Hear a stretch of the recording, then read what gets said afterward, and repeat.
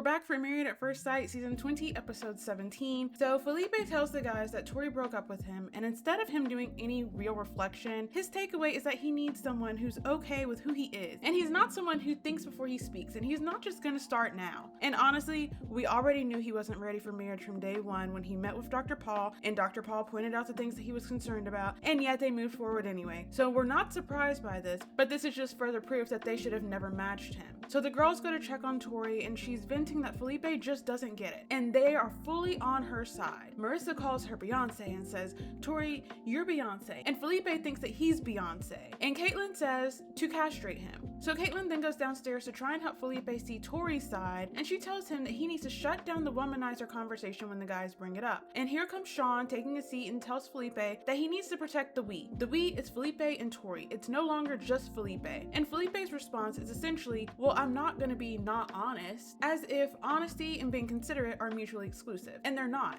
You can be completely honest and still think about how you deliver it and how it lands with the person that you're talking to. That's just tact. Nobody's asking Felipe to lie. They're just asking him to read the room and consider Tori's feelings before he speaks. So Devin and Nikki are outside at the fire pit, and Devin says that Caitlin gets toxic when she's defensive, and he gestures inside to Caitlin talking to Felipe. So Nikki then tells Devin that she's fully leaned into her relationship with Sean, and Devin points out that Caitlin hasn't, and there's no romantic feelings there. Which, why are we still here if there are no romantic feelings? Just end it. Just end it. But also, Devin wasn't even inside to hear what Caitlin was saying. So for him to be so willing to call her toxic instantly, that tells me that he's walking around with some type of fixed opinion of her, and he's ready to slap that onto her in any situation, even if it's possibly not true. Felipe has a very quick confessional in which he says that he feels like a bad person. Okay, Felipe, if you feel that way, what are you going to do about it? So Caitlin says that she's been giving Devin signs that she wants to be intimate, but every time they get close, he suddenly needs a shower or has to go make food, and she's wondering if he's scared of something. So let's be specific here about what her advances are, because she was walking up to him, touching his thigh, scratching his back throughout the evening. And I know some people will say that's not really an indicator that you want an intimate moment later that night. However, if we go back to one of the earlier episodes, Sean and Nikki were in the hot tub, and Sean was laying out his list of things that he wants Nikki to do physically,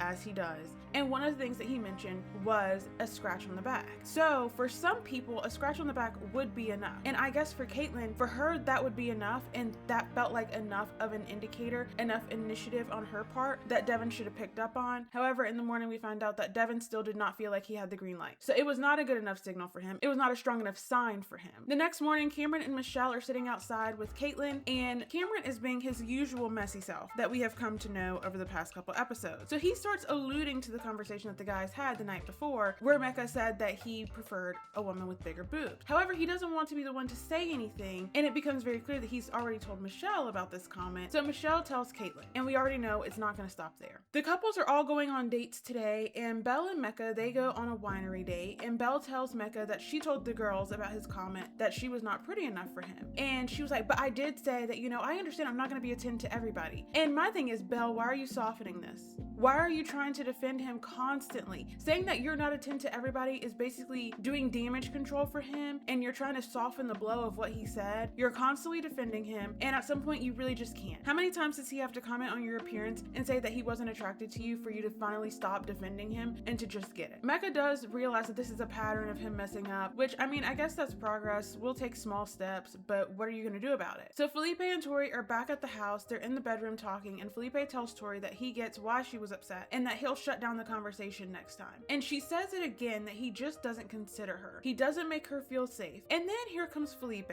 and he says that it was just PTSD. I just have this PTSD from past partners being ashamed of him caring what others think. And I'm like, where's this coming from? Tori didn't seem convinced, and I'm not convinced either, because this is very convenient timing for you to want to mention this, but I also just don't buy it. They commit to being each other's safe space, and Felipe promises that he's gonna make life easier for her going forward, and then they're back together, which earned a huge side eye from me. And also, I know y'all caught it too, but what was going on with his voice? Why did it get all deep and serious? I know I'm not the only one who heard that. Michelle and Cameron go on a horse date, and we didn't see much of it, but the entire time they were showing the clip, the only thing I could think of was the Kale Lowry and Matt Matthews video of her trying to learn how to barrel race. If you've seen it, you know exactly what I'm talking about. If you haven't, I'll put in a small clip right here. Why is he taking off? Matt, make him stop! Stop! Go back! Devin and Caitlin are on a lake date, and they're working on their communication, acknowledging that dad does need work, and they're still fresh off their fight that apparently lasted until 4 a.m.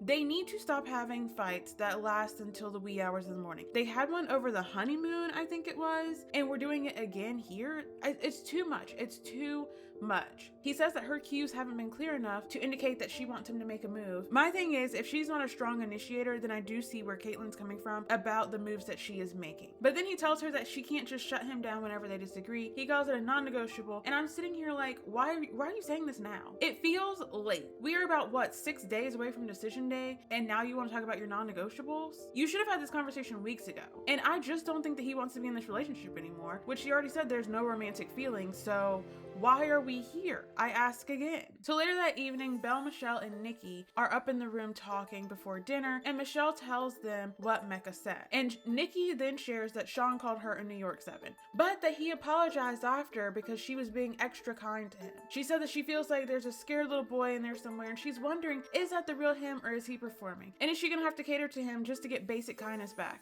Yes, you will have to cater to him, Nikki. He's not your problem to fix. Why are you sticking around and taking this from him because you feel like there's a scared little boy? He is not yours to fix. You do not need to try to fix him, and you also don't need to be catering to anybody to get them to treat you nicely. Belle said that she feels like Mecca is trying to humble her, and I would strongly agree. I think that Mecca and Sean are both men that keep trying to humble their partner, and it's not a good look. So at dinner, everybody's going around the table just giving slight updates, and Tori and Felipe said they're good now. Okay, whatever. Mecca actually owns up to his comment about Belle not being pretty enough for him. Belle says that she's still in her head about it, and Nikki gives her update and says that she's leaned into her relationship with Sean and she's actually really starting to like him, which Belle goes, I love that for you. However, hell no. And she shuts that down, saying that Sean is not for her. And I agree. But then here comes Michelle. This group in particular likes to come from Michelle because her relationship is happy, but she does drop some real truths in this moment, saying, people need to value themselves enough to walk away instead of white knuckling it to decision day. And Nikki calls BS on that, and then Felipe agrees with Nikki, but my thing is Michelle's right. Because let's go back a beat. Earlier in this episode, Devin said that there's no romantic feelings with Caitlyn. So why are you here? This is exactly what Michelle's talking about. If it's not there, staying just to say that you made it to decision day is not commendable. You don't get a trophy for that. And this applies also to Nikki and to Belle, because we've watched Sean and Mecca disrespect them over and over again, and yet they don't value themselves enough to say I deserve better and actually walk away. Michelle says that her point is to everybody in this house, and I agree. There are so many people that this applies to. Why are you still in your relationship? Walk away.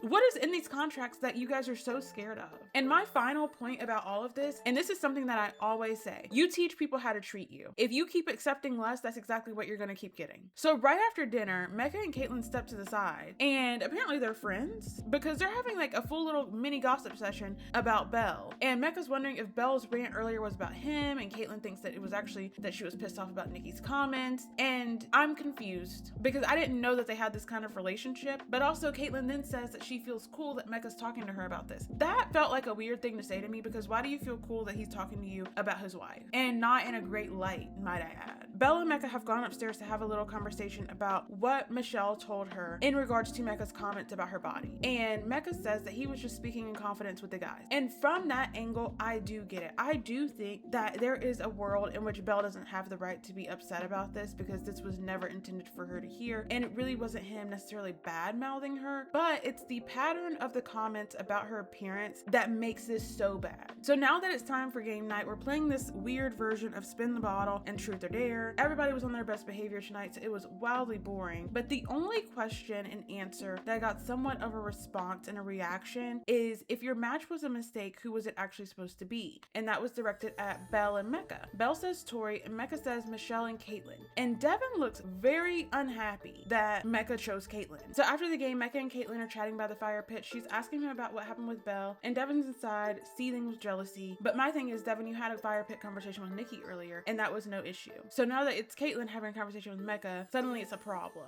There's a weird double standard there, and I don't know if it's jealousy about the conversation itself or some type of insecurity. I will make a point though, that Caitlin's eye contact with Mecca is way different than her eye contact with anybody else that we've seen so far from her this season, including her own father. So there might actually be something there. There may be some validity there, but he is clearly also just very jealous, and he seems like a very jealous person in general. So later that night, we don't get a ton of context, but we do see a couple quick clips where we see Belle, Mecca, and Caitlin laying on the couch, and there's some type of buddy handshake happening between Caitlin and Mecca. And then later on in the night, Mecca's putting his chain on Caitlin's neck, and I'm following, but I'm loosely following because there's no context given here. From there, we hear Devin and Caitlin start arguing, and they're arguing in front of Belle and Mecca about Mecca. Devin is implying that Mecca overstepped with Caitlin, but he's not giving any details about what that means. He and Caitlin are just yelling at each other, getting each other's faces, until Devin decides to storm off and call it quits. Watching that argument, they were both displaying some very toxic traits and behaviors, but there was also an empty handle of Tito's on the table, so obviously alcohol was